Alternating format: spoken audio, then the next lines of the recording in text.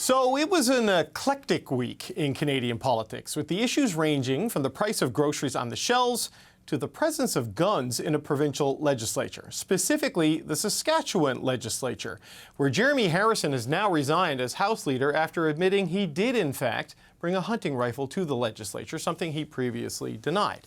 The Competition Bureau put Loblaws and Sobeys corporate practices under the microscope as MPs debate the high cost of food, while new polling shows the challenge the Prime Minister faces with Canadians and may have flatlined the political pulse of Liberal supporters.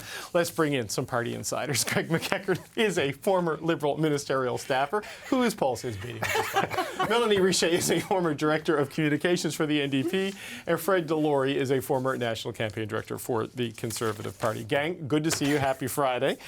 Fred, I want to start with you because I want to talk about Saskatchewan. And Jeremy Harrison, you know, a week ago, it was Randy Weeks, the Speaker, making all of these allegations that we were told were categorically false, and today it's like, oh no, I did bring a gun to the legislature, and here's my resignation letter, Premier. What do you make of this move? Well, I also want to apologize, like Mr. Harrison did, where I said last week this would blow over in a day, and here we are the next week. It's a new fez. Everyone's talking about it. Right? Yeah. When I say something's going to go away, keep an eye on it. I think it's a good lesson when you're dealing with an issue, a crisis of sorts. Get all the facts out right away. Don't let this linger, because it will come out eventually, and that's problematic. And there's no question what Mr. Harrison did a decade ago probably wasn't appropriate, and he's admitted that, though it was cleared by security.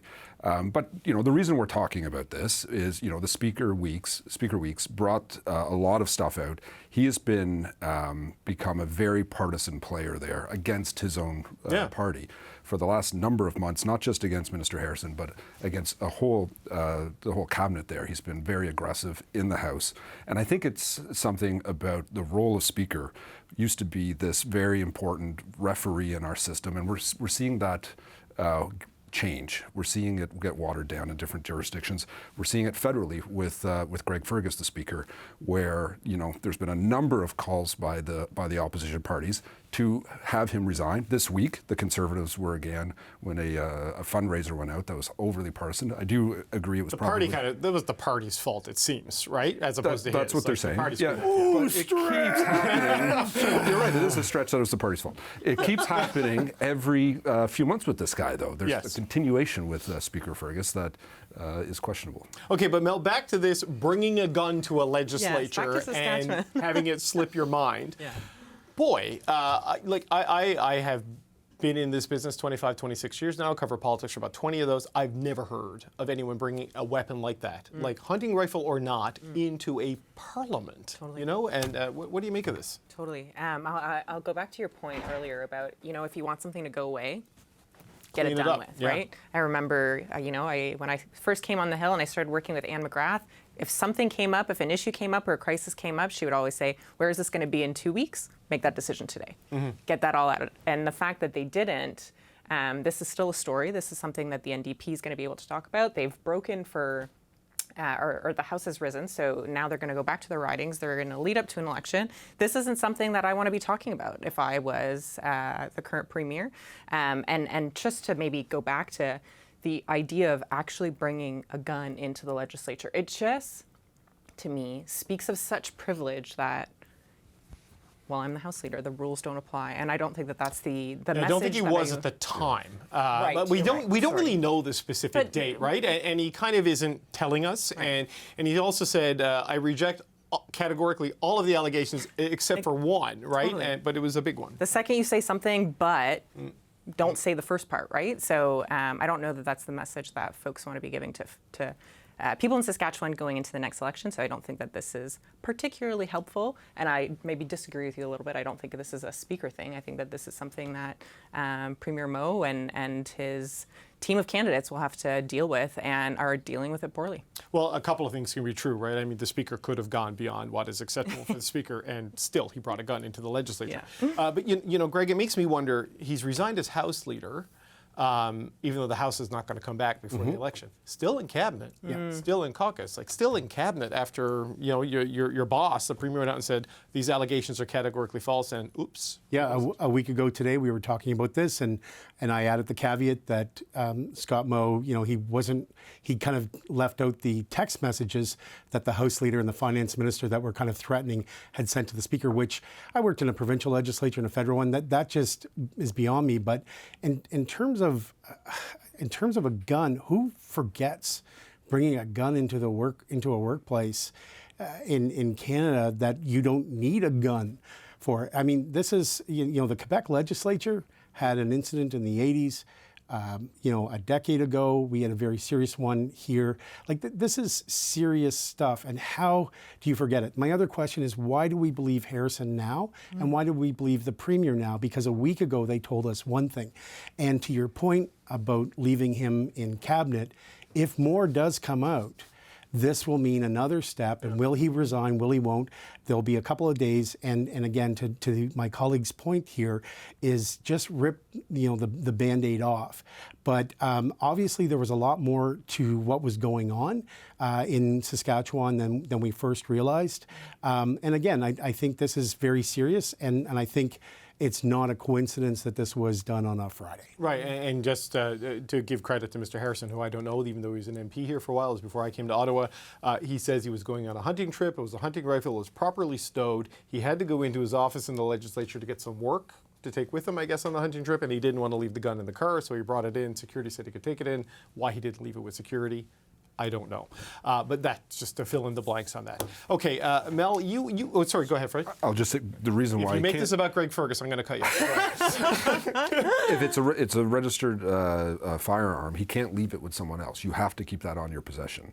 There's rules on this. You had to do this. So this is I think a lot of serious hunters. But you couldn't leave. No, but I think a lot of serious hunters and gun owners are just going to say, like, he makes them look bad. I worked for a provincial minister that would rather hunt than breathe, and he would never ever have a gun close to his businesses or the Nova Scotia legislature. The great irony, as Alexander Kwan told us earlier, is that you can get permission to bring a weapon into the legislature, but it has to come from the Speaker. And that's a whole other thing. All right, Mel, let's bring it to Ottawa now. And we talked about how the Competition Bureau is having a look at Sobeys and Loblaws, more about the real estate practices, trying to stop competitors set up. But you wanted to drill in on the conversation over the price of groceries and what to do about it in the House of Commons this week. Yeah, I think this is like a pattern or a theme that we've been seeing from the NDP, is that they keep bringing it back to issues that people are dealing with and are dealing with in a real way, and not just talking about it in a, it's terrible that this is happening, get super mad, but like, we're going to put forward some ideas of how we can address the price of groceries and how we can take what we gain from, taxing excess profits on grocery prices and give it back to people in a way that helps you with your family budget, so that you can put food on the table for your family. So I thought that was interesting this week that they were talking about that. And also in the context of, we've kind of seen Jagmeet and Pierre Poilievre take shots at each other over groceries and over going after CEOs that head these grocery stores. So, I find it interesting that he's doing the subject and he's kind of putting it right back to Pierre Poilievre and say, okay, you've been talking about this the last 2 weeks. What are you going to do about it? You're going to side with us on this, or are you going to vote against it and stand with CEOs? So it'll be interesting to see how that plays out. But I thought that it was another strategic move from Jagmeet to put it right to the Conservative leader and say, okay, do you mean what you say? Do the thing, and if you don't, well, we'll know where you really stand. It was interesting, Greg, on the cost of living and food prices this week, with the inflation data that came out. That inflation went down, and the rate of inflation on food went down, and over the last 3 months has actually decreased in a lot of things. In the same period, carbon tax went up. Yep. Which has been a central political talking point in this Parliament, which just speaks to the broad series of inputs that actually affect these costs. Yeah, grocery prices, I think the inflation went down to 1.7, which helped overall inflation. 1.4, I think, actually. Okay, and reduced it to 2.7, which is great. And it's great work by Justin Trudeau, reducing inflation like that. Well, that's right. He drove it up, right? I read that he drove it up, and now he's brought it back down. He giveth, he taketh away, he giveth back. So good stuff. I'm not sure I saw this as a big issue this week. I had seen a tweet by the NDP leader, and I saw around 2 apples, and I saw him take a lot of grief about that.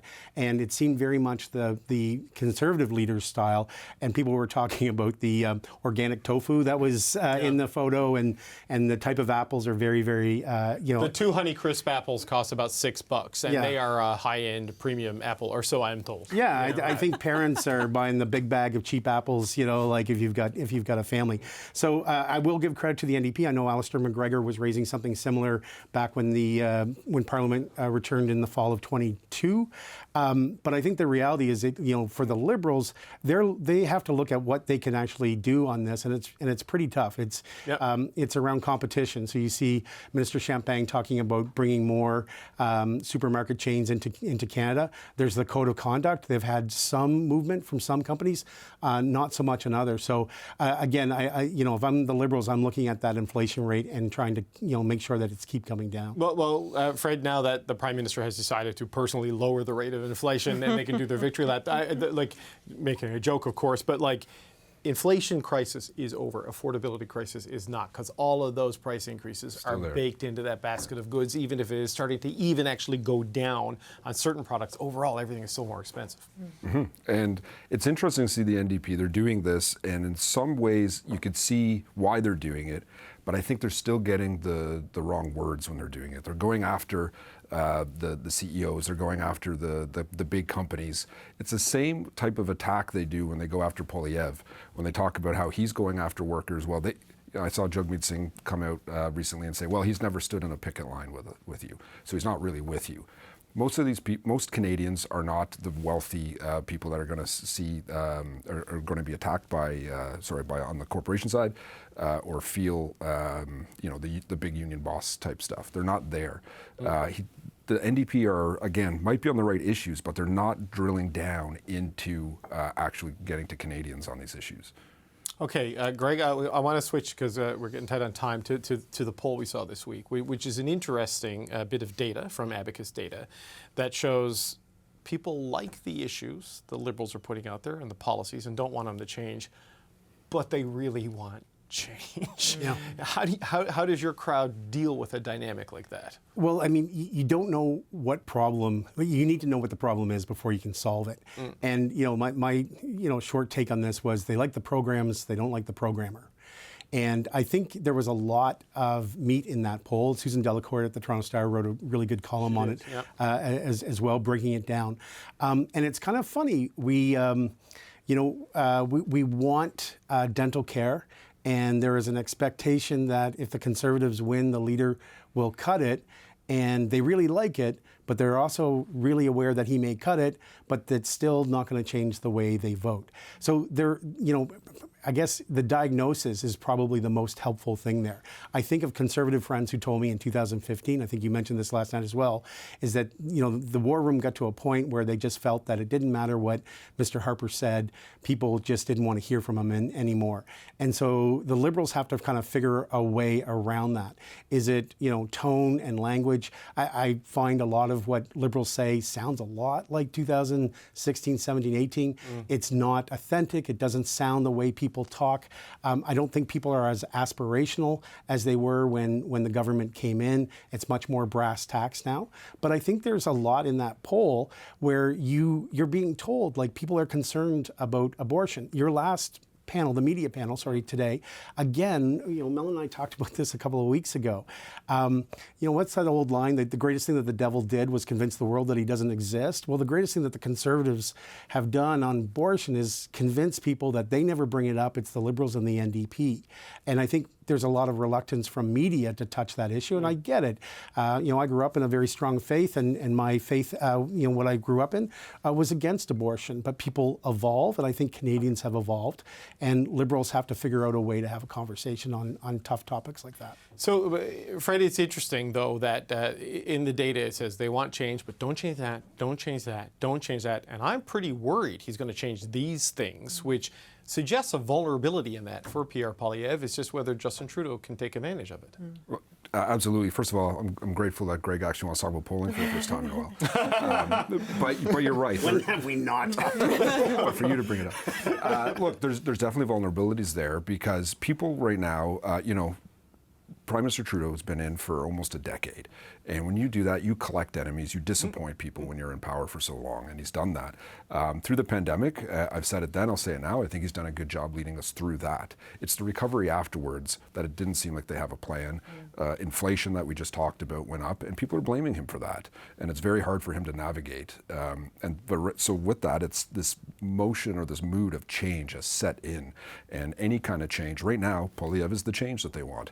There's the risk, and I think the one thing that keeps Conservatives up at night is if there is a leadership change, if Trudeau walks and a new leader comes in that truly represents change, and I don't know if any of his current cabinet ministers are actual change.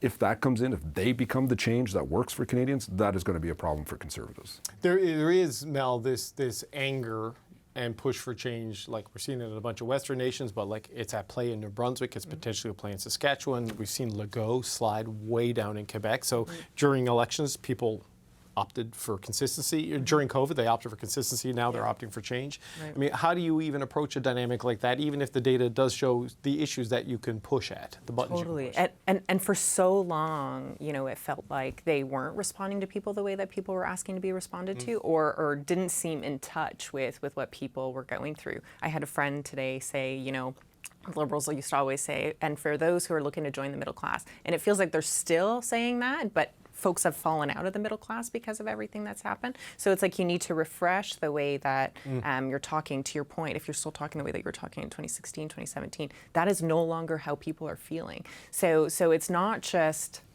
an overhaul of maybe the leader or the person who's doing the programming. To your point, it's a total overhaul of how you speak to Canadians, how you meet Canadians. What I take from that is, they really like dental care. They really like some of the programs that we've gotten through the last year. They're looking for change.